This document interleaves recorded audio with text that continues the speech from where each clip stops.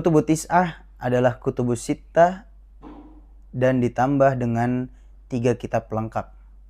6 kitab yang pertama adalah pondasi karena konsentrasinya dan metodologinya yang luar biasa. Keenam kitab itu, keenam kitab tadi adalah fondasi.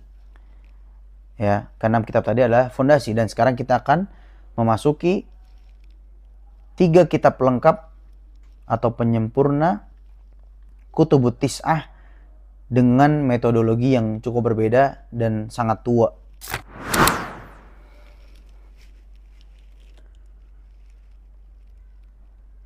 Ketujuh, Musnad Imam Ahmad.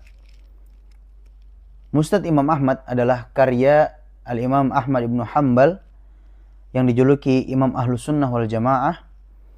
Beliau lahir dan wafat di Baghdad pada tahun 164 Hijriyah dan wafat pada tahun 241 Hijriyah. Beliau adalah guru bagi Al-Imam Al-Bukhari, Al-Imam Muslim, Imam Abu Dawud, sebagaimana kita sebutkan tadi di awal. Kitab yang beliau tulis ini sangat besar dan memuat lebih dari 27.000 hadis.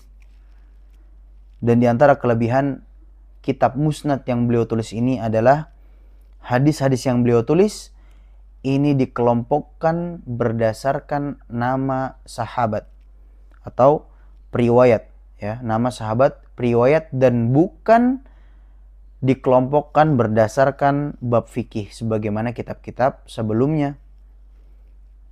Ini cukup unik karena memudahkan pelacakan semua riwayat dari satu sahabat.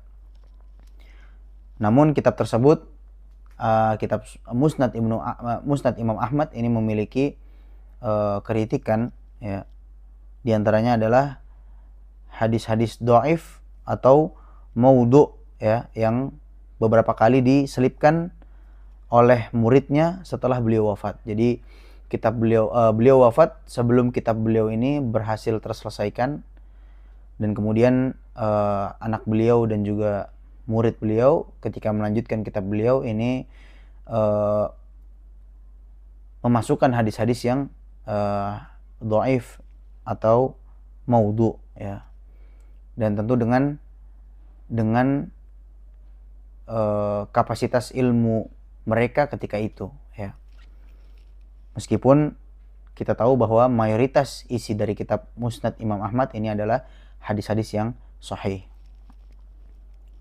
Kemudian yang ke-8 adalah kitab Al-Muwatta. Ini disusun oleh Al-Imam Malik ibnu Anas dan dijuluki sebagai Imam Darul Hijrah. Jadi Imam Malik ibnu Anas ini memiliki julukan atau laqab Imam Darul Hijrah karena beliau lahir dan wafat di Madinah, kota Madinah pada tahun 93 Hijriyah, dan beliau wafat pada tahun 179 Hijriyah. Dan beliau tidak pernah rihlah keluar dari kota Madinah. Kitabnya berisi sekitar 1942 riwayat. Ini adalah salah satu koleksi hadis tertua, kitab tertua yang berisikan hadis-hadis Nabi SAW. Di antara sebab yang membuat beliau menulis kitab ini adalah permintaan Khalifah Al-Mansur kepada beliau untuk menyusun kitab hadis. Jadi beliau diminta oleh Khalifah Al-Mansur untuk menyusun kitab hadis yang disepakati oleh ulama Madinah. Dan di antara kelebihan atau keutamaan kitab tersebut, yaitu kitab Muwatta, adalah mencerminkan amalan penduduk Madinah di masa tabi'in. Namun kitab beliau memiliki beberapa kekurangan. Di antaranya adalah kitab beliau tidak hanya menuliskan hadis-hadis Nabi saja, melainkan ada campuran juga dengan athar atau perkataan para sahabat dan fatwa Imam Malik sendiri. Sehingga kita harus jeli dan peka jika ketika kita membuka kitab Al-Muwatta, mana yang kalimat yang termasuk ke dalam hadis Nabi dan mana juga yang termasuk athar para sahabat dan mana yang termasuk pendapat Al-Imam Malik bin Anas. Kemudian kitab yang ketiga yang terakhir adalah Sunan Ad-Darimi. Sunan Ad-Darimi ini disusun oleh Al-Imam Ad-Darimi, memiliki kunyah Abu Muhammad. Beliau memiliki kunyah Abu Muhammad, memiliki nama asli Abdullah ibn Abdurrahman, dan beliau lahir di Samarkand pada tahun 181 Hijriah dan wafat juga di kota tersebut pada tahun 255 Hijriah. Beliau adalah guru bagi Al-Imam Muslim dan Imam Abu Dawud dan Imam At-Tirmidzi.